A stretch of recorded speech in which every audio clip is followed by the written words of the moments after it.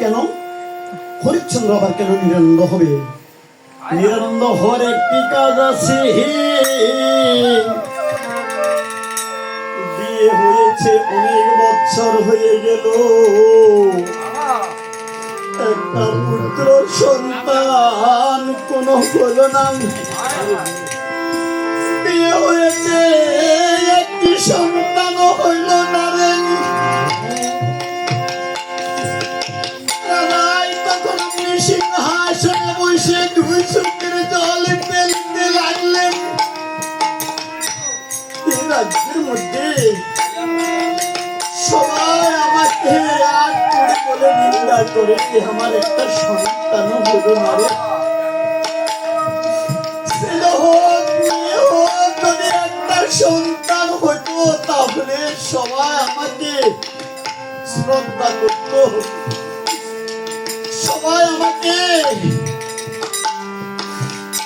আমাকে সবাই মান দিত, আমাকে সম্মান দিত। আজকে সবাই আমাকে বলে আটকুড়েরা, এই আটকুড়ের আমার মুখ দেখলে অযাত্রা হয়, এটা বলে আমাকে নিন্দা করে লোকে। তখন অমনি ভাবে অমনি পুত্র জন্ম, অমনি দুই চোখের জল ফেলিতে লাগলেন। দুই চোখের জল যখন ফেলিতে লাগলেন, আর এদিকে নারদ মুনি এসে তখন দর্শন দিলেন। মুনিকে দেখিয়া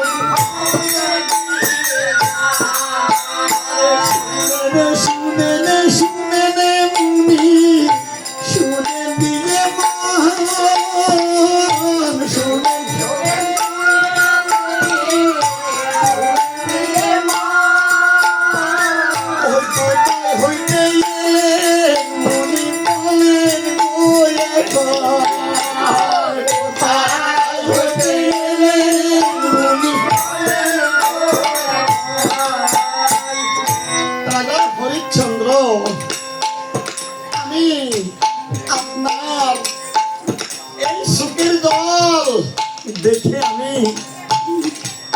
আমার অন্তরে দয়া সংসার করো। আজকে আমি আপনার কাছে এলাম।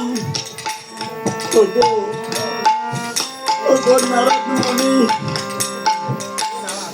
আমার চোখের জল প্রতিনিয়ত চলছে, বুঝেছি আপনার দুঃখ। বলেন এই দুঃখ আমার কেমন করে বিমোচন হবে? তখন নারদ মুনি বলছে, হে রাজা হরিশ্চন্দ্র, হে রাজা হরিশ্চন্দ্র,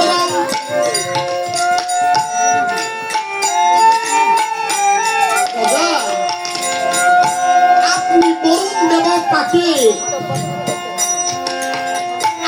বরুণ দেবতাকে আপনি আরাধনা করেন, বরুণ দেবতায় আপনার মনের বাসনা পূর্ণ করতে পারবেন।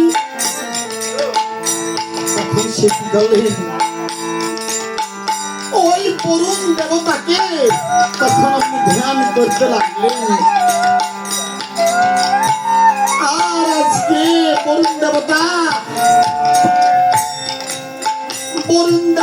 প্রসন্ন হয়ে তখন আপনি রাজার কাছে আসলেন।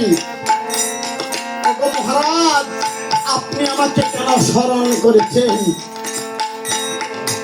ওগো নারদ মুনি,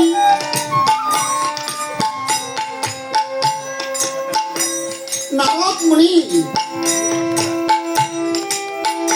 আপনাকে যে বলেছেন আমাকে ধ্যান করিতে, আমাকে ভজন করিতে, আমার স্বর্ণাপন্ন হতে, তাই না? আপনি এই কারণে আমাকে ডেকেছেন? হ্যাঁ, আমি আপনাকে ডেকেছি। আপনি আমাকে একটি সন্তান দিন। আমি অনেকদিন পর্যন্ত আমি সন্তানের মুখ দেখতে পাচ্ছি না। বিয়ে হয়েছে, অনেক দিন হয়ে গেল।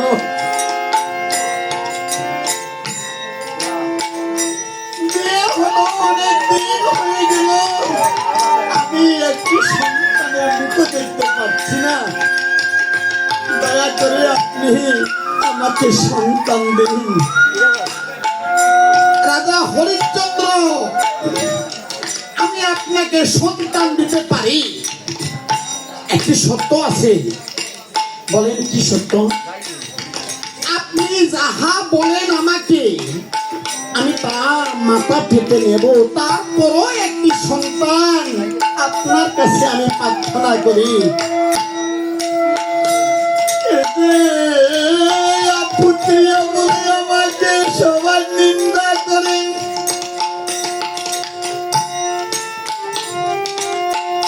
আমি এখন কি করি? আমি এখন কি করি? দয়া করে আপনি একটি সন্তান দিন আমাকে।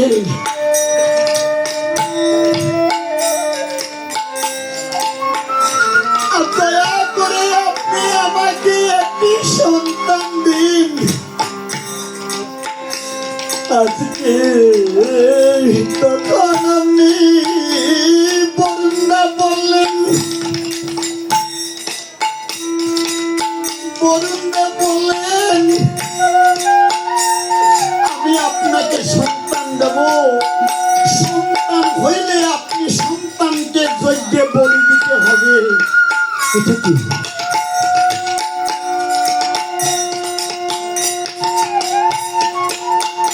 সন্তান হইলে আমি সন্তানকে বলি দেব, এটা আবার কোন ধর্ম?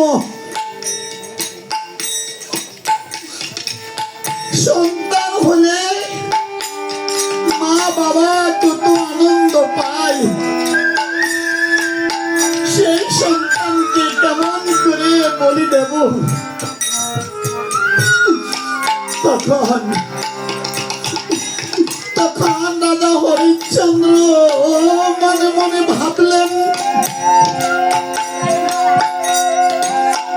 রাজা হরিশ্চন্দ্র মনে মনে ভাবলেন, আসলে সন্তান যদি হয়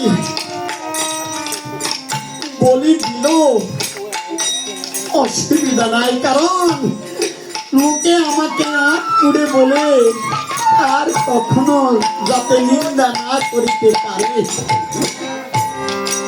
আজকে তখন আপনি বরুণ দাদার কাছে দাঁড়িবদ্ধ হলেন। আজকে বরুণ দাদার কাছে তখন সে কি করলেন? প্রতিজ্ঞা করলেন, সন্তান হইলে আমি সেই সন্তানকে আমি ওই যজ্ঞে বলি দেব। আর এই কথা আপনি যখন মাথা পেতে নিলেন, আর হরিশ্চন্দ্র রাজার একটি সন্তান হলো। সেই সন্তানের নাম রাখলো রুহিদাস। সেই সন্তানের নাম রাখলো রুহিদাস। সেই রুহিদাস যখন হইল, খবর পেয়ে তখন আমি বরুণদেব উপনীত হই। রাজা, হে হরিশ্চন্দ্র রাজা, তোমার পুত্র হয়েছে, আমি খবর পেয়ে এসেছি, তোমাকে পুত্র দিয়েছি, তুমি সেই পুত্রকে তুমি যজ্ঞে বলি দাও। এ কি বলছেন আপনি? এই পুত্রকে আমি কেমন করে বলে দেব? এখনো তো পুত্র পুত পবিত্র হয় নাই, সবে মাত্র পুত্র হয়েছে। এই যে 10 দিন না গেলে পুত্রের পুত পবিত্র কোথায়? আর এদিকে এই বরুণদেবকে হরিশ্চন্দ্র এই কথা যখন বললেন, আর এদিকে যখন 10 দিন পার হয়ে গেল, তখন বরুণদেব এসে বলছেন, ওরে শুনো শুনো হরিশ্চন্দ্র, শুনো দিকে মহান,